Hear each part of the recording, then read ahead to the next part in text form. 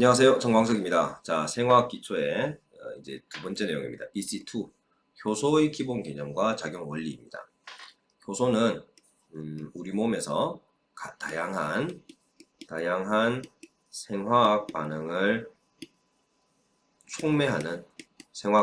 촉매하는 굉장히 중요한 물질입니다. 많은 효소들이 단백질로 되어 있고, 단백질은 우리가 거대 분자라고 알고 있죠. 그래서 거대 분자 중에서 단백질이 담당하고 있는 중요 기능 하나를 설명하기 위해서 효소를 끄집어냈습니다. 자, 효소란 무엇인가? 그 다음에 효소는 어떻게 생겼는가? 어떻게 작용하고 우리가 효소의 활성을 어떻게 조절할 수 있는가? 요 네 개의 내용을 다루겠습니다. 인마가 이 효소란 게 어떤 식으로 작동하는지, 그리고 어떻게 우리가 효소 조절할 수 있는지 이걸 알게 되면 우리 몸에서 일어나는 여러 가지 화학적 반응 이런 것들에 대한 이해도가 좀 더 높아질 거라 그런 생각이 듭니다. 자, 이제 봅시다. 먼저 효소란 무엇인가입니다. 효소의 정의에서 생체 촉매라 되어 있습니다. 자, 여러분, 촉매라고 하는 것은 어떤 화학 반응이 발생하기 좋게끔 쉽게 발생하도록 화학 반응을 도와주는 그런 물질들입니다. 예를 들어서 이런 게 있겠죠. H2O2라고 하는 물질이 있어요. 이게 과산화수소예요. 과산화수소가 분해되면 물과 산소 한 개가 나와요. 자, 이 분해되는 반응이 두면은 때에 따라서는 자발적으로 일어나긴 하지만 그렇게 자발적으로 잘 일어나지는 않습니다. 여기에 캐탈레이즈라고 그러는데 어떤 책에서 보면 카탈라제라고도 적어놓습니다. 옛날 독일식 발음으로 적어놓는데 어쨌든 캐탈레이즈라고 하는 효소가 작용하면 이 과산화수소가 물과 산소로 분해되는 게 굉장히 쉽게 발생해요. 이런 것처럼 생화학 반응을 속도를 증가시키는 단백질 분자 이런 걸 우리가 생체 촉매라 부르고 효소가 그 역할을 담당하고 있다. 자, 그 효소가 대부분은 단백질이지만 일부 RNA도 효소로서의 역할을 하는 경우가 있다. 참고로 알고 계십시오. 자, 효소의 주요 특징 5가지를 적어놨는데요. 기질 특이성, 이게 가장 중요합니다. 이거는 절대 잊어버리면 안 됩니다. 특정 기질에만 작용한다. 이게 무슨 말이냐? 캐탈레이즈라고 하는 효소는 과산화수소하고 만났을 때만 분해하고 그냥 물 분자나 다른 단백질이나 다른 물질하고 만났을 때는 캐탈레이즈는 작용하지 않는다. 그래서 그러니까 기질마다 그 기질의 화학 반응을 일으킬 수 있는, 도와줄 수 있는 효소가 다 정해져 있다는 뜻입니다. 다음 높은 효율성, 그다음에 조절 가능성, 반응 조건의 온화함, 이건 조금 마지막에 설명할게요. 그 다음에 재사용 가능성, 이렇게 총 5개가, 4개가 더 있는데요. 효율성, 효소가 몇 개만 있어도 시간만 조금 주어지면은 많은 화학 반응을 촉매할 수가 있다는 뜻이고, 조절 가능성, 효소를 100개를 만들어 화학 반응을 하겠다라고 준비했다 칩시다. 근데 이 100개 갖고 화학 반응을 다 유도를 했어요. 끝을 냈는데 이 100개가 계속 활성을 띠고 자꾸 뭔가 다른 걸 분해하려고 하려면 좀 비효율적이겠죠. 그래서 필요할 때만 이미 만들어 놓은 효소도 필요 없을 때는 잠깐 활성을 띠지 못하게끔 바꿔놨다가 필요할 때만 활성 띠게 만드는 게 가능해요. 그래서 조절을 할 수가 있다. 그 다음에 재사용 가능성. 반응 후에 변하지 않고 다시 사용하는. 요건 어떤 뜻이냐? 화학을 혹시 공부한 기억이 있는 친구들은 기억하실 수 있을 건데요. 촉매라고 하는 거는 화학 반응을 유도하고 도와주는 물질입니다. 화학 반응에 참여는 하지만 실제 촉매를 깔아가지고 화학 반응을 일으키는 게 아니고, 촉매는 화학 반응이 일어나게끔 거들어주고 빠져나와요. 제가 BC1 영상 설명할 때 사과를 2개를 이제 갖다 댈 때 과도를 써서 칼로 사과를 살짝 자르고 갖다 붙이면 좀 더 평평한 면이 잘 붙을 것이다, 잘 맞닿을 것이다 말씀드린 거 기억하실 거예요. 과도를 썼다 해서 사과에 과도가 녹아 붙지 않죠. 과도는 그대로 빠져나옵니다. 그런 것처럼 촉매라고 하는 건 화학 반응을 유도하는 걸 도와주고 화학 반응 발생하는 걸 유도해주고 도와주고 자기는 그대로 빠져나와요. 그러니까 원형이 그대로 남아있으니 재사용이 가능하다는 거죠. 마지막 반응 조건의 온화함이라고 하는 것은 어떤 뜻이냐면 이런 걸 생각하시면 돼요. 우리가 포도당이라고 하는 물질 C6H12O6 이 물질이 여러 가지 화학 반응을 거친 끝에 만들어지는 놈은 물과 이산화탄소입니다. 6개하고 6개 이렇게 됩니다. 이 중간 과정이 굉장히 복잡하고 깁니다. 요 과정 사이사이에 정말 다양한 효소들이 많이 이제 작용을 해요. 네. 포도당 한 분자가 이렇게 물과 이산화탄소를 분해되면 필연적으로 여기서 에너지가 나오는데요.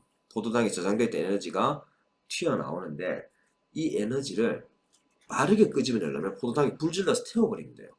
자, 우리 몸속에서 포도당에서부터 에너지 빨리 뽑아내겠다고 포도당이 불지르면 어떻게 될까? 몸이 홀딱 다 타버리겠죠? 반응이 굉장히 급격해요. 근데 그렇지 않고 우리 몸속의 생화학 반응은 그렇게 급격하게 일어나는 건 없고 천천히 살살 이렇게 발생한다 해서 온화함이라고 이렇게 표현해 놓은 겁니다.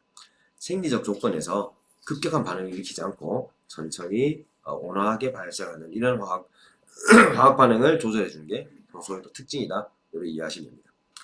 자, 효소 명명법은 효소 어떤 생성물이나 반응물이나 그 화학 반응 명칭 뒤에 ASE를 전미사로 붙이는 경우가 많아요. 대부분 그래요. 락테이즈 하면은 락토즈를 이제 젖당과 관련된 효소. DNA 폴리머레이즈 하면 DNA 폴리머를 만드는 효소.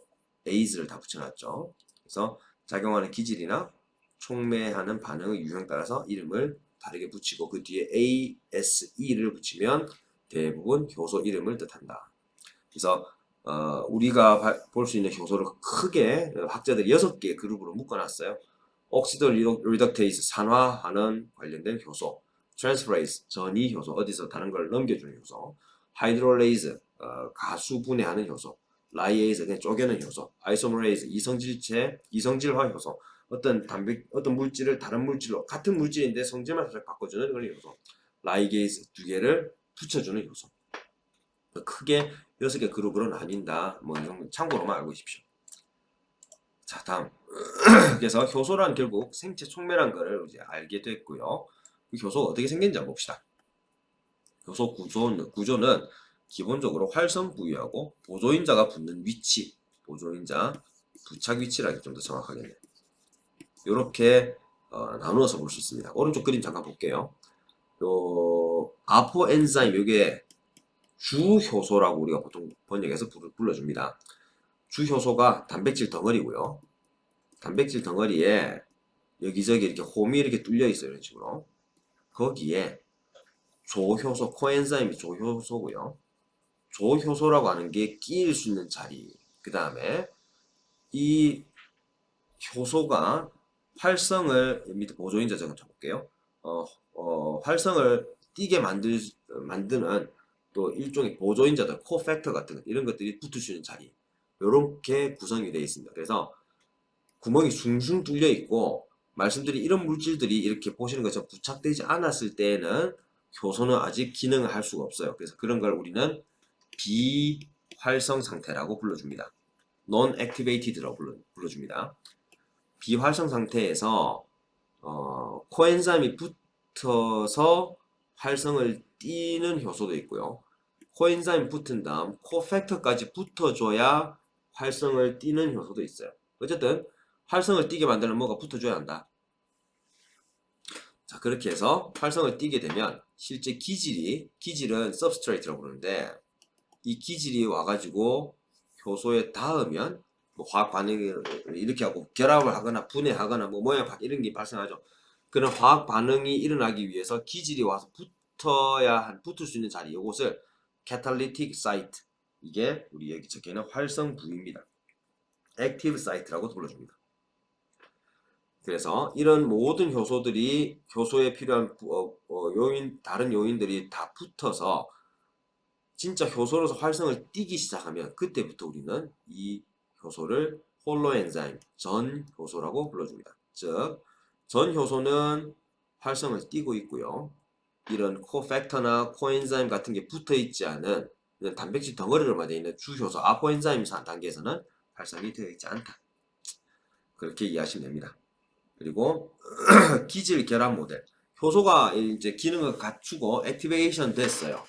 이제 뭔가를 화학 반응을 이제 일으키려고 촉매하려고 준비를 하고 있는데 학자들이 과거에 효소에 대해서 아직 아는 바 그리 많지 않을 때에는 효소가 어떻게 물질들, 즉 기질, substrate, 물질이죠. 기질의 기질을 알아보고 딱 그 기질에만 딱 맞는 효소가 가서 붙을 수 있느냐 이걸 굉장히 궁금해했어요. 그래서 초창기에는 락앤키라고 합니다. 열쇠 자물쇠 모델이라고 해서 기질이 뭐 대충 이래 생겼다 치면 효소도 이렇게 생긴 놈이 가서 붙으면 얘가 반응을 일으킬 수가 있게 되고 만약 효소 중에서 이렇게 생긴 효소는 여기에 서로 맞닿는 부위 캐탈리틱 사이트죠. 혹은 액티브 사이트가 서로 모양이 안 맞기 때문에 얘는 작용할 수 없다. 이렇게 생각을 했어요. 그런데 연구를 좀 많이 하다 보니까 사람들이 연구를 하다 보니까 그건 아닌 것 같고 induced fit, 유도 적합 모형이라고 하는 게 좀 더 타당해 보인다라고 이야기를 합니다. 이게 무슨 말이냐면 좀 지워볼까요? 지금 보시는 이렇게 생긴 기질을 화학 반응을 유도하려고 하는데 준비되어 있는 효소는 이렇게 생겼어요.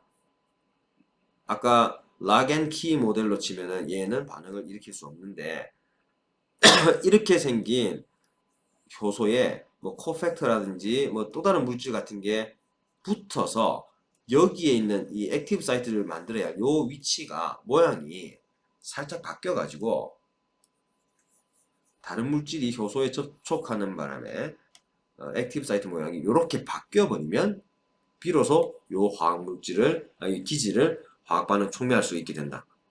무슨 말인지 아시겠죠? 평소에는 비활성 상태인데 특정 물질이 부착하거나 하면서 액티브 사이트가 되어야 할 부분의 모양이 살짝 바뀌어요. 바뀌어서 기질하고 딱 맞닥뜨리게 되면 그때부터 반응을 일으킬 수 있게 된다. 그래서 그런 형식이 유도 적합 모델이라고 부르는 가설입니다. 이게 좀 더 맞는 것 같다라고 이야기를 많이 하고 대부분 이렇게 설명을 합니다. 그렇게 이해하시고 다음 갑시다.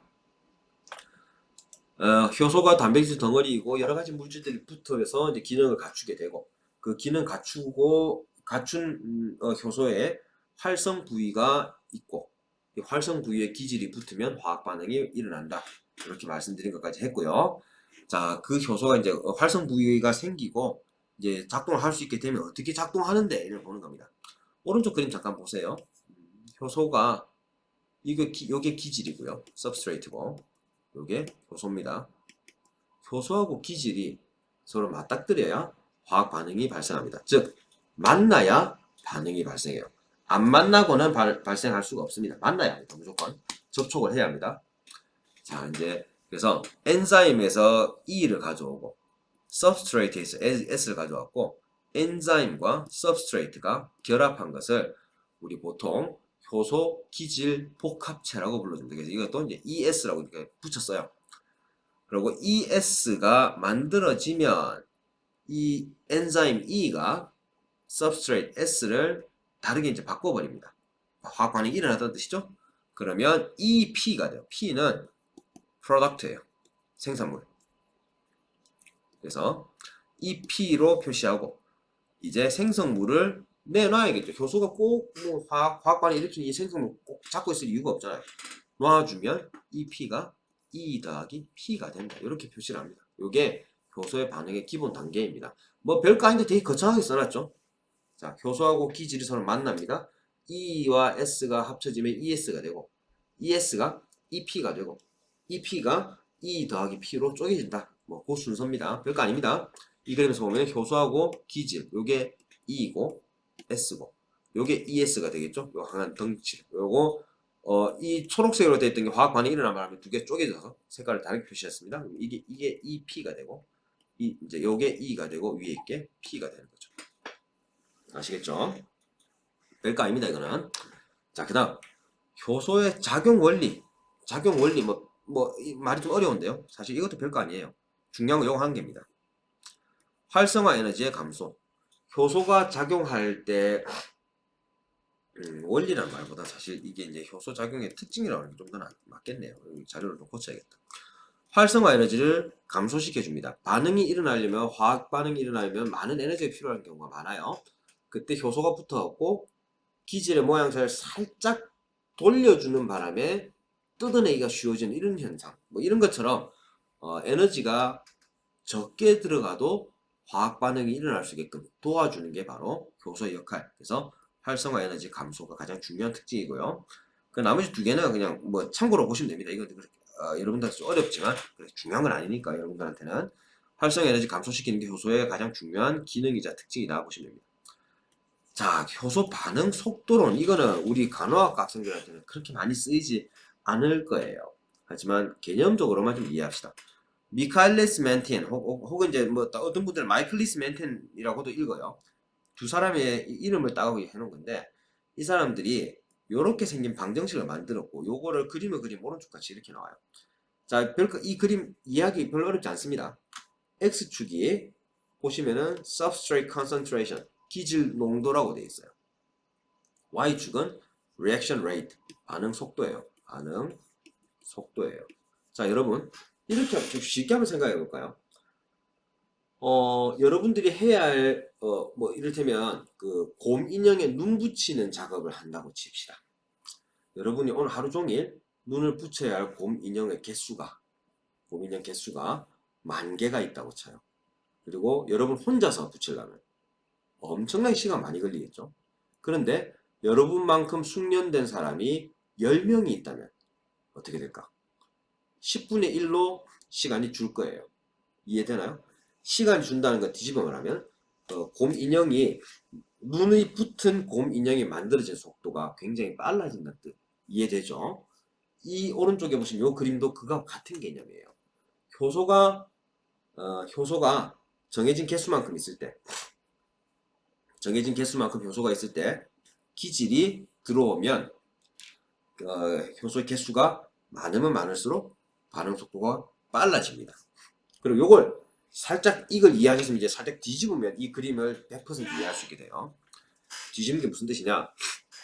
효소가 100개가 있다고 쳤을 때 100개의 효소로 반응을 일으킬 수 있는 기질이 몇 개일까를 한번 생각해보세요. 이걸 아까 인형으로 친다면 여러분이 인형 만드는 사람이면 여러분만큼 숙련된 인형 만드는 사람이 총 10명이 있다처럼 이 10명한테 일감을 몰아줄 때 몇 개까지 만들으라고 하는 게 오늘 하루 중에 다 끝낼 수 있겠느냐. 요걸 한번 생각해보세요. 이해가 좀 될까요? 10명이 앉아갖고 인형을 기다리고 있어요. 그런데 일감이 10개가 들어온 거야. 어떻게 될까? 순식간에 확 끝나고 이제 종료가 되겠죠? 그리고 오늘 하루 중에 그 인형 한 개 만들고 끝이 나면 나머지 그러니까 아침 뭐 이를테면 9시부터 5시까지 인형을 만들 건데 아침 9시 인형 10개만 받은 거예요. 한 사람도 한 개씩 만들고 끝. 효소 놀고 있겠죠? 여러분 놀고 있는 거예요. 그다음부터 나머지 시간들은. 자, 그런데 여러분들이 10명이 있는데 거기다가 인형을 이제 100개를 갖다 줬어요. 100개면 이제 10배 많아졌는데 100개라 하더라도 한 사람도 10개니까 우닥닥 만들면 오늘 하루 중에 다 끝이 나요. 그죠? 1000개가 들어오면은 인당 100개예요. 네, 인당 100개 정도면 점심 먹고 난 직후쯤이면 대충 완성될 수 있다. 이 정도로 빠르게 만들 수 있으면 역시나 오늘 하루 안에 일이 다 끝나버려요. 10,000개나 10만 개가 들으면 어떻게 될까? 오늘 하루 안에 못 끝내는 일이 발생할 수 있겠죠. 그래서 정해진 개수만큼의 효소가 있을 때 이 효소가 열심히 일을 해가지고 속도를 열심히 효소는 계속 열심히 일하고 있어요. 그 기본 전제를 깔고 있고 열심히 일하는 효소한테 기질을 얼마만큼 정도 줘야 빠르게 일을 끝낼 수가 있고 얼마 이상 들어가면은 일이 정체가 돼서 다음 날로 넘어가느냐, 즉 속도가 느려지느냐 이런 것들을 표현하는 경우가 오른쪽 그림입니다. 기질의 양이 많을수록 효소는 일을 빨리빨리 처리하니까 효소가 개수가 100개가 있든 1000개가 있든 개수 정해져 있을 때 기질이 양이 많아지면 당연히 생성되는 물질의 양이 많아지고 반응 속도도 늘어나게 돼요. 그런데 효소 한 개가 처리해낼 수 있는 기질의 양을 훨씬 넘어서게끔 정말 많은 기질을 이렇게 쏟아 부어버리면 열심히 효소는 일은 하고는 있지만 그 일이 계속 진행되는 속도는 점점점 더뎌집니다. 떨어지진 않아요. 떨어지진 않는데 점점 더뎌져서 일정 수준에 도달해갖고 더 이상 속도가 늘어나진 않는다. 요게 효소 반응 속도론이라고 설명하는 내용입니다. 자, 다음 넘어갑시다. 자, 그 효소가 있어서 열심히 일하고 빠르게 일하고 생성물도 빨리빨리 만들어내고 때에 따라서는 생성물이 막 몰아쳐 들어와도 열심히 만들고 끝없이 만들어 순식간에 뚝딱 하고 끝낼 수는 없지만 그래도 계속 만들어내고 있다는 거는 이해를 했어요. 근데 이런 경우가 있을 수 있겠죠. 그래갖고 열심히 일해갖고 화학 반응을 다 끝을 했어요. 더 이상 이제 기질이 없어. 그런데도 불구하고 효소가 계속 불떡불떡 하면서 분해하려고 난리치고 있으면 에너지도 계속 낭비가 되고 효소도 불안정하고 뭐 여러 가지 별로 좋지가 않을 거예요. 그래서 효소가 액티베이션 된 상태에서 일이 끝나고 나면 이 액티비티를 확 떨어뜨리거나 아예 디액티베이션, 활성을 없애버리는 일이 발생합니다.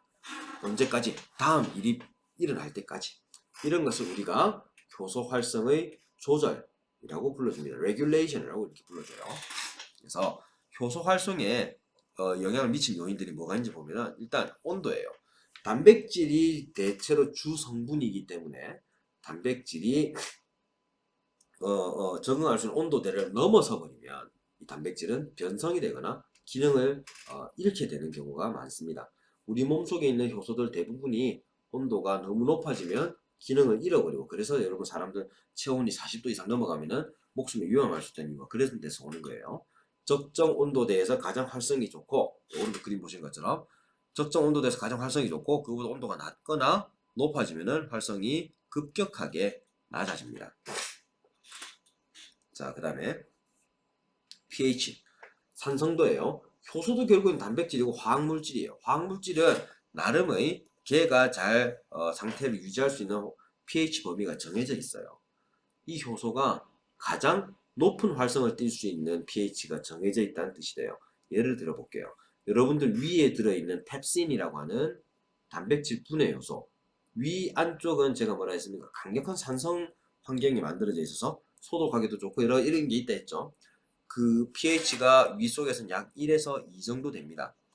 이 강산성 환경에서 펩신을 집어넣어 놨다면 펩신이 만약에 pH 7이나 8 정도에서 가장 작동을 잘하는 효소라고 하면 위 환경 내에서 과연 이 펩신 작동을 잘할 수 있을까? 노예요. 그래서 단백질은 효소는 그 활성을 가장 잘 나타낼 수 있는 pH 범위가 오른쪽 요 그림처럼 정해져 있더라. 어떤 요소는 pH 1 이상에서 가장 활성이 높고 어떤 애들은 7 정도에서 가장 활성이 높고 여기는 10 정도에서 활성이 높더라. 이 첫 번째 게 펩신, 두 번째 게 셀리버리 아밀레이즈, 침에 섞여 있는 아밀레이즈, 그 탄수화물 분해하는 요소예요. 그다음에 글자 지워져 버렸네. 세 번째 게 아르지네이즈. 아르지네이즈는 이제 아르기닌과 관련된 효소입니다. 하여튼 그런 식으로 pH가 정해져 있다. 마지막으로 기질 농도. 화학 반응의 아까 이제 효소가 관련한 화학 반응의 속도에 기질 농도가 중요하다 말씀드렸죠? 기질 농도가 많아지면은 속도가 증가한다. 근데 일정 수준 이상 많아지면은 속도가 일정하게 유지되는 경향이 있다. 그 온도와 pH와 기질 농도가 효소 활성을 결정한 중요한 3대 요소입니다. 꼭 기억해 두세요.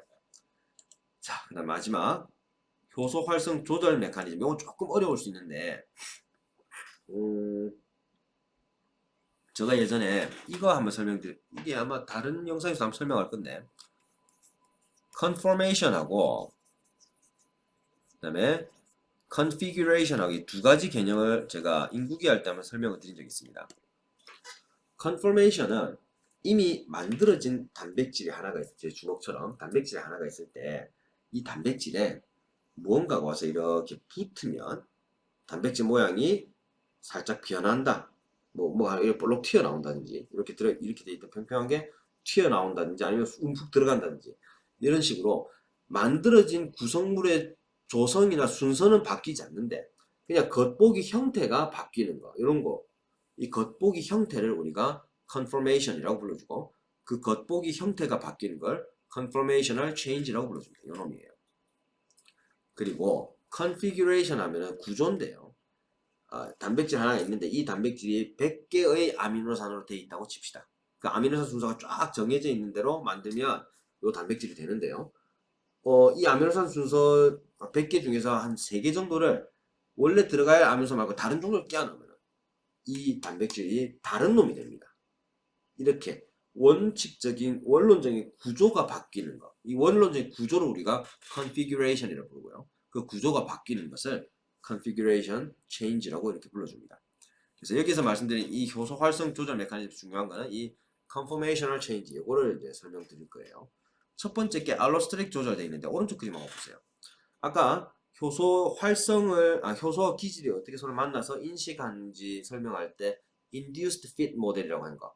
어떤 물질이 붙었을 때 효소가 살짝 모양이 바뀌면서 활성화 부위가 활성을 띠게 되고 기질하고 결합하면 반응이 일으킨다. 이렇게 말씀드렸죠. 그거하고 같은 개념이에요.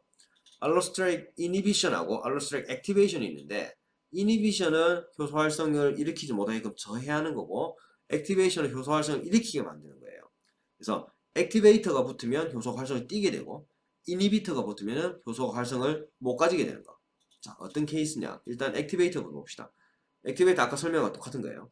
원래 이 엔자임이 이렇게 생겼는데, 이 부분이 액티브 사이트예요. 각성가 많다. 조금만 이 선을 좀 가늘게 볼까? 요 자리가 액티브 사이트예요. 모양이 움푹 들어가 있고 조그만해요. 그리고 요 뒤에 보면은 액티베이터 붙을 수 있는 자리가 있는데, 여기 액티베이터 안 붙었을 때는 액티브 사이트가 이렇게 생겼는데, 요것처럼 요 놈이 와서 턱턱 붙으니까, 밑에 붙어버리니까 액티브 사이트 모양이 바뀌었어요. 바뀌면서 서브스트레이트 결합할 수 있게, 이래 되면 이제 EP화 되겠죠. 좀 있으면 이런 것처럼 액티베이터가 붙어서 효소의 구조가 바뀌어서 효소가 활성을 띠게 되는 거.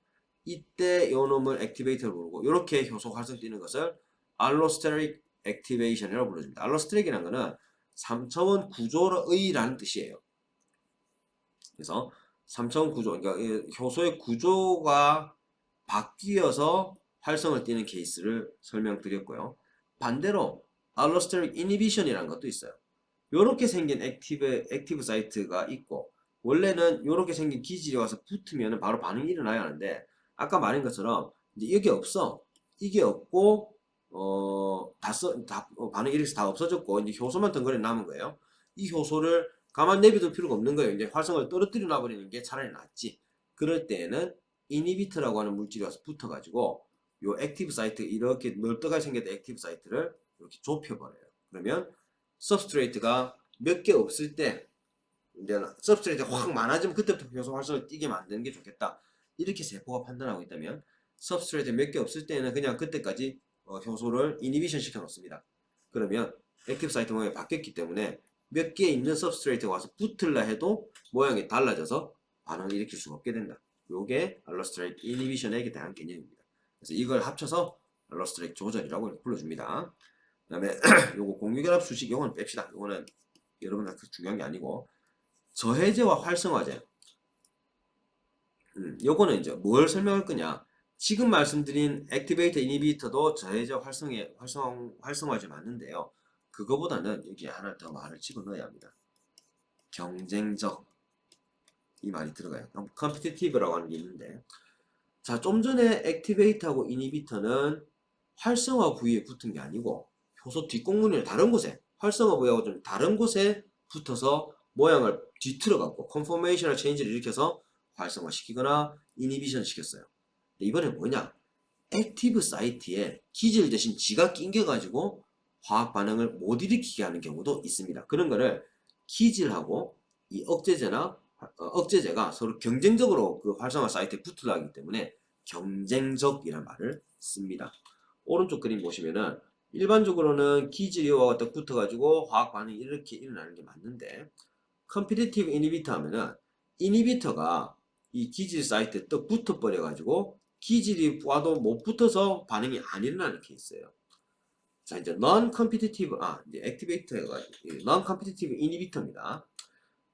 비경쟁적 저해제라고 하는 게 뭐냐면 저해제가 여기에 붙는 게 아니고 여기 따로 붙어서 모양이 바뀌어 갖고 화학 반응 못 일으키는 거. 그래서 이 글을 좀 고쳐야겠는데 일단 제가 이제 여러분들한테 자료 공유할 때는 고쳐서 보내드릴게요. 저해제는 뭡니까? 컴피티티브 경쟁적 저해제하고 non 컴피티티브 이게 두 개는 아닌다. 그리고 non 컴피티티브 경쟁제는 바로 알로스테릭 조절에 있는 이 저해제하고 같은 개념이라 이렇게 이해하시는 게 좋겠습니다.